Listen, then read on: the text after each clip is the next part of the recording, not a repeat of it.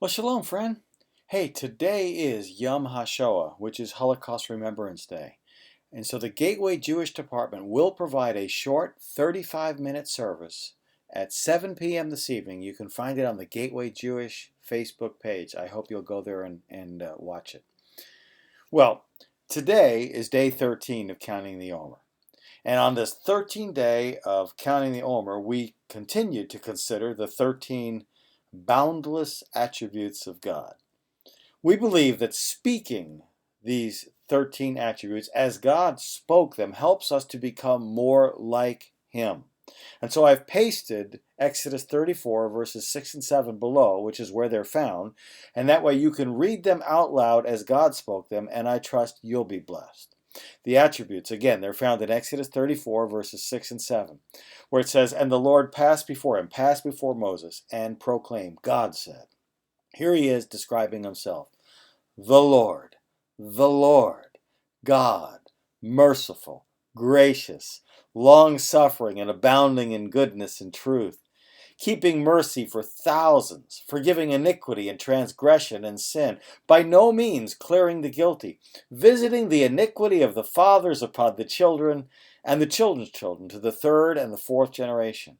Well, it begins with the Lord. There's the first attribute. And then it repeats, the Lord. There's the second. We talked about that in the last couple of days. And then it says God. We see that the third attribute of God is captured with that word. And the word for God is El. Now, interestingly, the Hebrew word for God in Exodus 34:6, El, only appears 235 times in the Bible. Yet the plural form of that word, which is Elohim, occurs 2,600 times. Sometimes the Hebrew language will use the plural to express the bigness of something, like the heavens or the waters under the heavens. They're just so big that singular doesn't capture how big they are. And so some say that God is just so big that the Bible prefers the plural word Elohim over the single word El, even though, "Hear, O Israel, the Lord our God, the Lord is one." But this passage in Exodus 34 is actually about how God relates with others. And yet it's using that singular word El. As I said a few days ago, God has within himself every one of the positive qualities of relationship. He has relationship within himself. So the plural of the word Elohim also reminds us that God is also about relationship. Yet this passage that uses the singular word El is about his relationship with people. So this passage reminds us that our great, powerful God, the omnipotent one, uses his greatness to bless others. God understands relationships.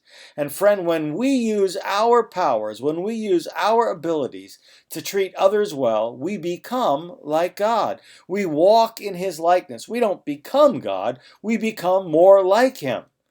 Well, as we count day 13 of the Omer together, okay, let's begin by blessing our God. Blessed are you, Lord our God, King of the universe, who has sanctified us by his commandments and commanded us concerning the counting of the Omer. Or in Hebrew, Baruch atah Adonai Eloheinu melech haolam asher kirtzanu b'mitzvotav v'tzivanu al seferat ha-Omer. And then we fulfill the commandment by counting it. In English, it's today is 13 days, which is 1 week and 6 days of the Omer.